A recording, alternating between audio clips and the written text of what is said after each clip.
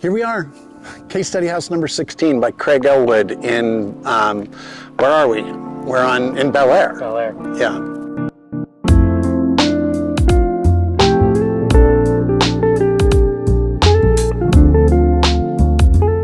Yeah, you and I have been wanting to get out here for quite some time, and we're lucky enough to have Veronica, who's allowed access into the place, and got to take a look around already. This is one of 3 case study houses that Ellwood did. My understanding is the other 2 have been bastardized beyond belief, and almost you wouldn't know them as case study houses anymore. Yeah, 17 and 18. Yep. And this is 16, built in 1953. It's in pristine condition. You really see Ellwood's interest in structural steel. There's a slender tube as opposed to an I-beam that was used in the construction, and you can see it in the translucent screen, and you see it running throughout on an 8-foot module, both vertically and horizontally expressed in the ceiling, which is really exciting. This is one of 3 homes that made it into the first Arts and Architecture magazine that were posted of the case study homes, right? So I'm not sure what the other 2 were, but I know this is one of them, and this is the Craig Ellwood. I think this comes before the Smith House, the Kublai House. I'm pretty sure it does, and the Kuderna. Right. So this is a continuation. To me, this is maybe one of his best houses. I think this, although they are all different and unique in their own way. But why don't we take a look inside? Yeah, let's go inside. I think the floor plan on this one is a little different than the ones I just mentioned. The others are very symmetrical. And this one it's not symmetrical, and it's oriented towards this remarkable view that you guys will see. It's really pretty. We got this fir siding, and you basically see all of the materials here. The steel post, the exterior plaster, the vertical fir siding, the acid etched concrete, the clay. This isn't actually block. It's laid to look like block, but it's actually a terracotta tile. And that's basically the palette of materials.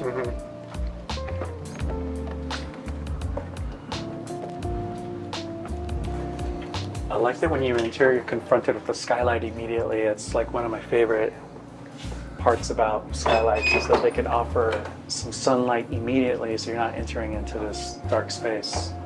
That's true, and it lines up with the door, but this would be a much different space if there weren't a skylight. And I like that all of the walls, to some degree, don't go up to all the way to the ceiling. They kind of, what would you put that at? Like, it's barely 7 feet, I think. This is 8 feet, so that feels like 7 feet. And it allows your eye to go up and over and look out to the view beyond. And so it makes the rooms, I mean, this is only a 1,667 square foot house, and yet it seems much bigger because the walls continue out into the garden and take your eye out to the landscape and the view beyond. So it feels like it's a much bigger house than it actually is from a square footage standpoint. Here you've got glass in that clear story opening that gives privacy to the bathroom area.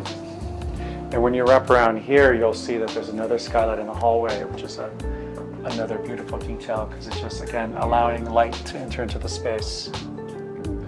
And you see this rhythm of the columns expressed vertically, and then the ceiling has a J-metal that stops the interior plaster and exposes the structural framework of the roof structure. There's interestingly kind of a separate vanity and sink that is built into the headboard of the bed, and I love this. This is the vent stack that allows the sewer gases to ventilate through the roof, and it's surrounded in a stainless steel surround, so it becomes kind of a sculptural element, like its own column, but it's actually a functional plumbing vent. And here he's using this little piece here as a sculptural piece, a monolithic piece that separates the storage, kind of the behind the scenes, and then the bedroom on this side. So he does that a lot. And then again, the closet is not full height. It's at that 7-foot mark.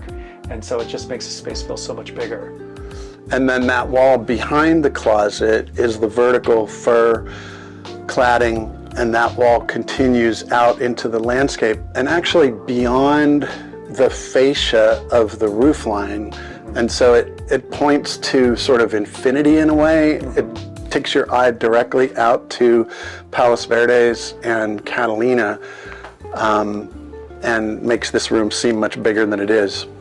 And a lot of things that Craig Ellwood does is he creates these indoor-outdoor spaces with all of the bedrooms. He did this a lot, even in a lot of the homes I mentioned earlier. And here he's got this frosted glass that grabs this space here and it makes it a part of this bedroom. So the bedroom doesn't feel as small because it feels like that wall out there is an extension of the bedroom itself.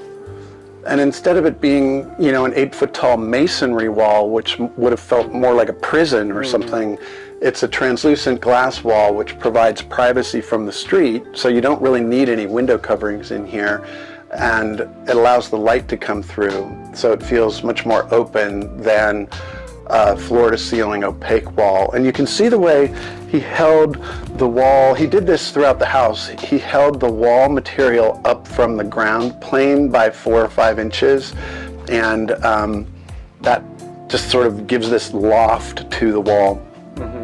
And at the time, you and I were just reading about these columns, where you mentioned earlier, the way that these were made, not like an H or some of these other steel beams that were made at the time. It's actually a square, and so it allows the glazing to butt right up against it and make a nice, really simple detail. And I think it saved 3,000 pounds and $600 at the cost of the construction at the time in 1953, which was a big part of the budget. But it still gives you that full height glazing that you can see, gives you this remarkable view out. Then you see that datum again in the ceiling. That's a structural steel member exposed as it rests on this slender column. And I mean, I love the fact these are like 2-inch square, 2.5 inch. They're not quite 3-inch square columns that I'm always intrigued by the slenderness ratio in structural engineering, that it doesn't take much in a vertical column to carry all that weight of the entire structure. And then you got this sort of butt glazed corner condition. They've got some modified mullion in here, but essentially this is a non-structural glazing element. So again, if you're looking through this here, you'll see that the walls don't quite make it to the ceiling. Letting your eyes go over. You'll see the frame throughout, as Brian was mentioning. This is a really interesting detail here, and this is something that all of the architects in the Case Study House program, and even those that weren't, like Gregory Ain did this. This is a 3rd bedroom. So the house is a 2-bedroom, 2-bath, and this was a flexible space with a curtain that hung on this track that could be used to make this into a 3rd bedroom as the World War II family grew in size, from a serviceman typically getting married, then having 1 child in the 2 bedrooms, then if they had a 2nd child, this could become the 3rd bedroom, or it could be used as a den. And so that built-in flexibility. And then on this side, you've got this Palos Verdes stone cladding around the fireplace, which also continues out beyond the glazing. And this is the kind of stuff that you just simply can't do anymore, which is a piece of single pane glass dying into a saw cut in the stone with some caulk and nothing. You just can't do that anymore from a Title 24 energy requirement standpoint. Also, you'd have to have dual glazing. You'd have a much beefier structure. And so this stuff becomes irreplaceable. I love, what was the expression that they used? That he used the material that extended out into the exterior space, into the garden. And it just makes, your living room that much bigger. And that it now makes this view a part of your living room. And so again, the space is, I don't want to say smaller, but it's comfortable. And then with that view and with this glazing, it makes the space feel so much bigger than it really is. True, and then again, the wall, as you mentioned, continues beyond the building envelope here, but it also continues beyond the roof line, which I think makes a really dynamic sort of sculptural gesture. It's kind of Rietveldian in its constructivism. And to build on what you were just talking about, dividing spaces, imagine a curtain. I can imagine the same material curtain being in that 1 bedroom that you were mentioning, closing off the space. And then to me, this is the magic and wisdom of somebody who understands that you don't need to rip out a Formica countertop to have a very contemporary and comfortable piece of modern architecture. You know, this would have been an original finish that they've decided to preserve. And I think it really adds some magic. And you see the original cooktop and the original stove and oven, the original sort of farmhouse sink, all of that stuff adds to kind of the vintage car aspect of this house. And he actually created a little courtyard space for the kitchen as well. So you've got this little outdoor space here.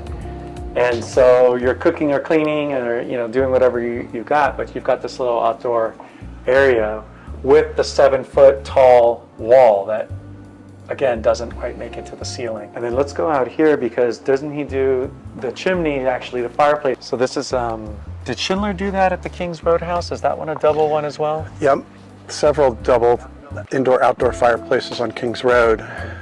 And this one's up at eye level, so, or not really eye level, but eye level when you're seated at a table like this. So you're actually looking at the flame from seated eye level as opposed to looking down on a fireplace. And I love this little outdoor, what would you call trellis. it? Like a louver trellis, yeah. It's really beautiful. It just, again, it extends the interior space to it extends the outdoor space into the interior and makes it feel bigger. And these structural elements continue, so the slender column meets the slender beam that continues in past the building envelope to the kitchen interior, which I think is really exciting and dynamic. And so this is the integration of form and function. And you see a lot of photos in the Case Study House books and in Arts and Architecture magazine from over there looking at it. And, what is it? It's a wall sculpture, right? Or it's a play structure. Exactly. And so this has a function. This family had kids when this house was built, and you see images of the kids climbing around on this sculptural jungle gym. It's not just a piece of art on a wall. Yeah. It's a playscape for kids. Yeah, it's really fun.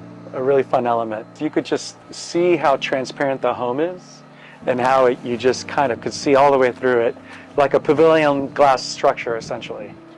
Yeah, it kind of reminds me of Philip Johnson's glass house. It's a sort of glass box in a landscape. Well, I'm Mark, and this is Brian with The Value of Architecture. And this is what we do every day. Go out and look at interesting houses designed by architects and filled with interesting artwork and furniture owned by interesting people. High five.